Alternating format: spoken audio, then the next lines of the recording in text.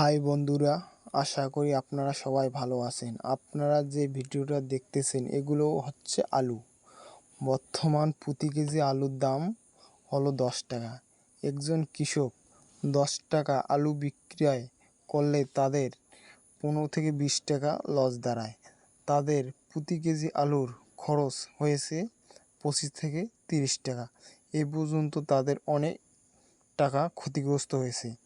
বর্তমান কৃষকরা অনেক ঋণ নিয়ে আলু চাষ করছে, কিন্তু তারা সঠিক মূল্য পায়নি। কিন্তু আমাদের সমাজে 50 থেকে 60 টাকা অথবা গত বছরে 80 থেকে 90 টাকা আলুর দাম ছিল। তখন অনেক সরকারি কর্মকর্তারা অভিযান চালাচ্ছিল। বর্তমান যে একজন কৃষক তাদের 15 থেকে 20 টাকা তাদের যে লস হচ্ছে, এখানে কোনো সরকারি কর্মকর্তারা অভিযান চালায় নাই।